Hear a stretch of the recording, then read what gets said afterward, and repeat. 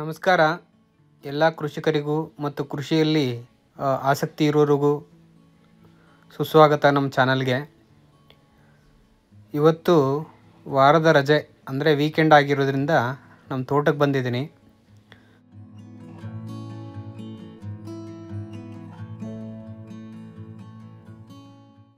ಸುಮಾರು ಒಂದು 30 ಹೆಬ್ಬೇವು ಗಿಡಗಳು ಮತ್ತು ಒಂದು 5 ಶ್ರೀಗಂಧ ಮತ್ತು ಒಂದು 10 ಅಗಸೆ ಗಿಡಗಳು.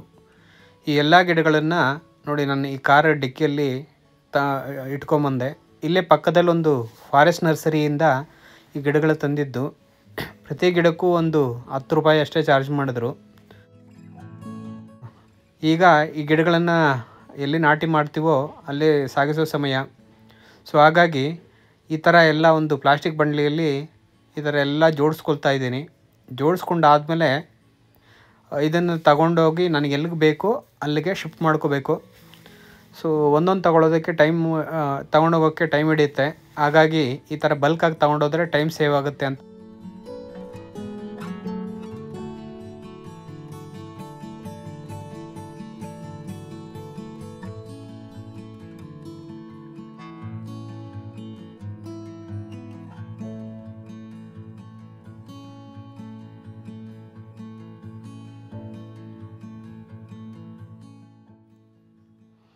ಗಿಡಗಳು ನಾಟಿ ಮಾಡೋಕ್ಕೆ ಫಸ್ಟು ನಾನೇನು ಮಾಡಿದೆ ಅಂದರೆ ಈ ಥರ ನೋಡಿ ಇಲ್ಲಿ ಕಾಣ್ತಿದ್ದಲ್ಲ, ಈ ಥರ ಗುದ್ಲಿ ತಗೊಂಡು ಗುಂಡಿ ಹೊಡೆಸ್ಕೊಂಡೆ.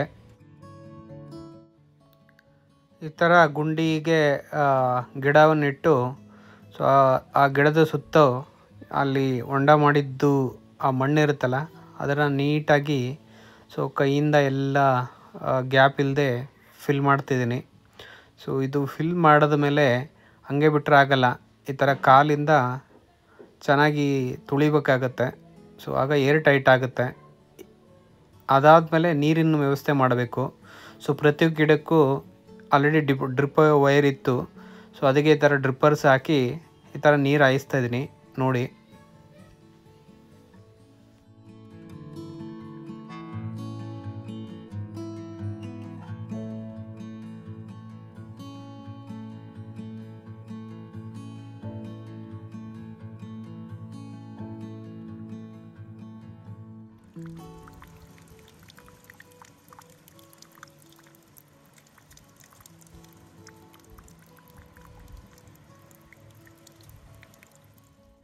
ಎಲ್ಲ ಗಿಡಗಳು ನೆಟ್ಟಾಯಿತು.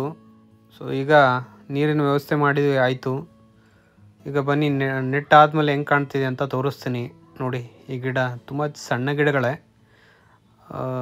ನೋಡಿ. ಎಲ್ಲ ನೆಟ್ಟಾಯಿತು, ನೀರಿನ ವ್ಯವಸ್ಥೆ ಮಾಡಾಯಿತು. ಈಗ ಸ್ವಲ್ಪ ಬಿಸಿಲು ಮೋಡ ಕವಿದ ವಾತಾವರಣ ಇರೋದ್ರಿಂದ ನೀರು ಸೋಲಾರಿಂದ ಸರಿಯಾಗಿ ನೀರು ಬರ್ತಾಯಿಲ್ಲ. ಸೊ ಆದರೂ ಇವತ್ತು ಕಂಪ್ಲೀಟಾಗಿ ಎಲ್ಲ ಗಿಡಗಳಿಗೂ ನೀರನ್ನು ಬಿಟ್ಟು ಆಮೇಲೆ ನಾನು ಬೆಂಗಳೂರಿಗೆ ಹೊರಡಬೇಕು. ಸೊ ಬನ್ನಿ ನೋಡೋಣ ಇದು ಕಂಪ್ಲೀಟ್ ಎಷ್ಟು ಗಿಡಗಳು ನಾಟಿ ಮಾಡಿದ್ದೀನಿ ಅಂತ ಎಲ್ಲ ಗಿಡಗಳನ್ನು ತೋರಿಸ್ತೀನಿ ಆಯಿತಾ. ವಾರದ 5 ದಿನಗಳು ಬೆಂಗಳೂರಿನಲ್ಲಿ ಕೆಲಸ ಮಾಡಿ ತುಂಬ ದಣದೋಗಿರ್ತೀವಿ. ಸೊ ರಿಫ್ರೆಶ್ ಮಾಡೋದಕ್ಕೋಸ್ಕರ ಪ್ರತಿ ವೀಕೆಂಡ್ ನಮ್ಮ ತೋಟಕ್ಕೆ ಬಂದು ಏನೋ ಕೆಲಸ ಮಾಡಿ ಹೋದರೆ ಒಂಥರ ನೆಮ್ಮದಿ. ದೇಹ ದಣಿದಿದ್ದರೂ ಸಹ ಮನಸ್ಸಿಗೆ ಏನೋ ಒಂಥರ ಫ್ರೆಶ್ ಆಗಿರುತ್ತೆ. ಇಲ್ಲಿನ ಗಾಳಿ, ನಾನು ಬೆಳೆಸಿರೋ ಗಿಡಗಳು, ಇಲ್ಲಿನ ವಾತಾವರಣ ಏನೋ ಒಂಥರ ನನಗೆ ಖುಷಿ ಕೊಡುತ್ತೆ. ಈ ಖುಷಿ ನನಗೆ ಬೇರೆ ಯಾವುದರಲ್ಲೂ ಸಿಗಲ್ಲ.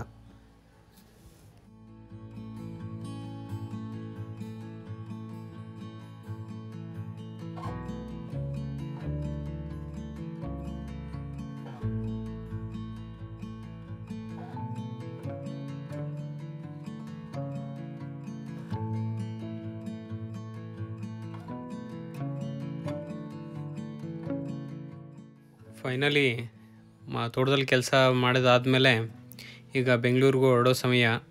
ಸೊ ಹೊರಡಬೇಕಾದ್ರೆ ಪಪ್ಪಾಯ, ನುಗ್ಗೆ ಸೊಪ್ಪು, ಮಾವಿನಕಾಯಿಗಳು ಎಲ್ಲ ಕಿತ್ಕೊಂಡು ಹೊರಡ್ತಾಯಿದ್ವಿ.